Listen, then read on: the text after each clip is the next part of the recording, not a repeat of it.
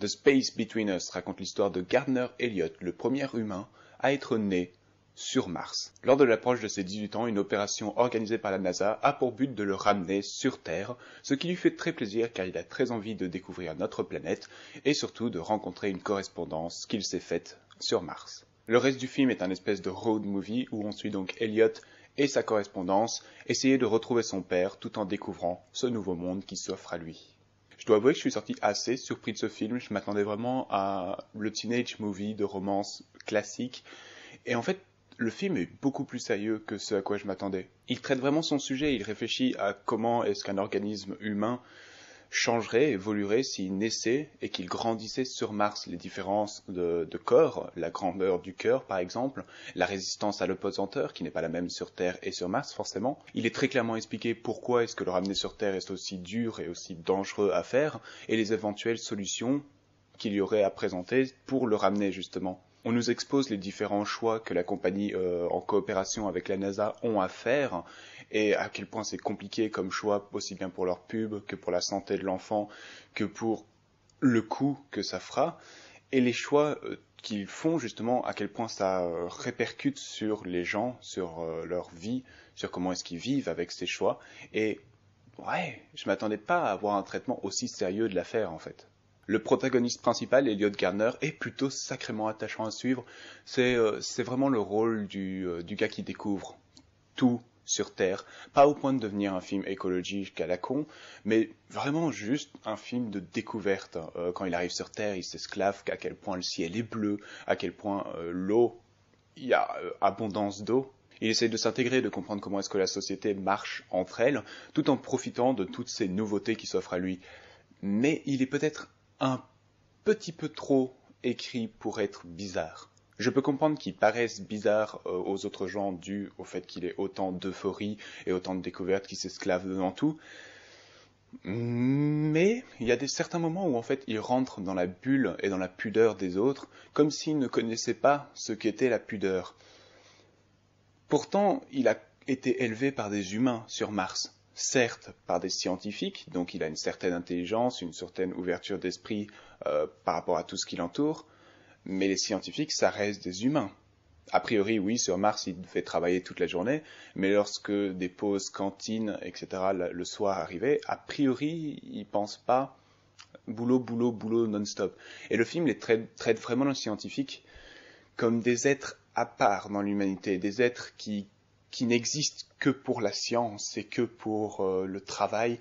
Et non, a priori, vu qu'il a été éduqué par ces humains, il a dû apprendre certains codes de pudeur, les bulles personnelles, etc. Donc peut-être un petit peu trop pousser sa personnalité bizarre par rapport à notre société.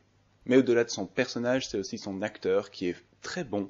Asa Butterfly, que j'avais déjà eu le plaisir de découvrir dans le très bon Hugo Cabret de Scorsese, et qui ici est tout en justesse. Il joue extrêmement bien le fait de découvrir tout ça, tout en mettant aux phases d'émotion une petite subtilité vraiment très bonne, et j'ai hâte de le revoir dans quelque chose. Et malheureusement, toutes ces choses positives que je peux dire sur le personnage principal, je peux pas le dire par rapport à l'autre personnage principal, Tulsa, sa correspondance sur Terre.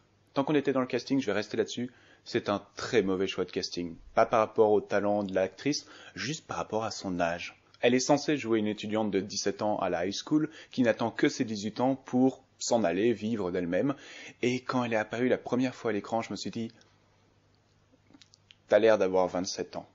Facilement 27 ans, pas 17 ans. Bien sûr, dans mes notes, j'avais mis un énorme point d'interrogation pour vérifier. C'était peut-être juste que l'actrice avait l'air plus vieille qu'elle ne l'était. Sauf qu'en rentrant et en vérifiant sa filmographie, sa naissance, etc. Et oui, elle a 27 ans. Et aussi bien avec Asa Butterfield, qui a 20 ans, mais qui a l'air d'en avoir 17, si jamais vous me dites qu'il en a 17, pas de problème. Aussi bien elle, 17 ans, j'y crois pas une demi-seconde.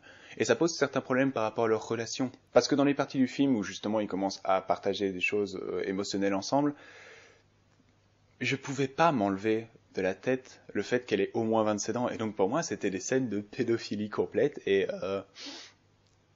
voilà. Et pour rajouter un bon gros clou sur ce personnage, je comprends rien de ses choix.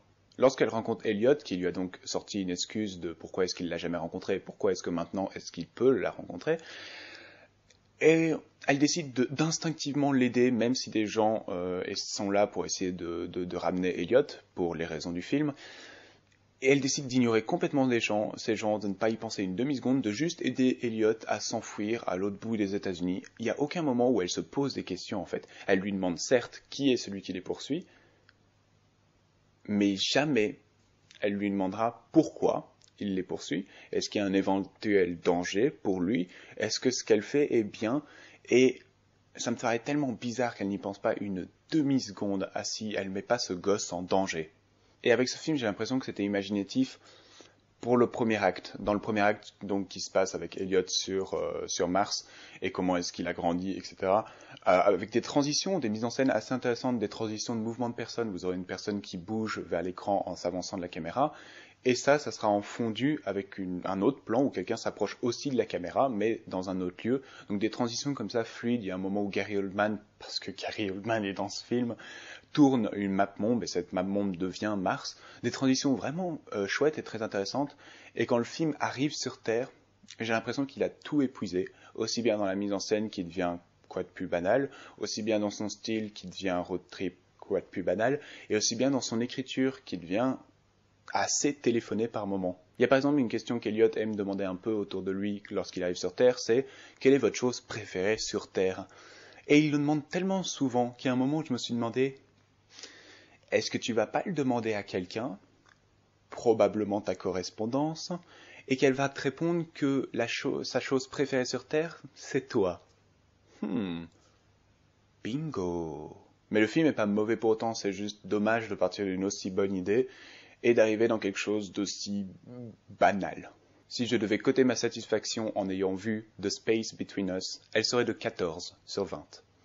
Comme toujours, merci d'avoir regardé cette vidéo. Vous pouvez l'aimer, la partager, vous abonner à ma chaîne et la partager également. J'ai une page Facebook, Twitter dans les liens de description et je vous retrouve la prochaine fois pour une nouvelle critique.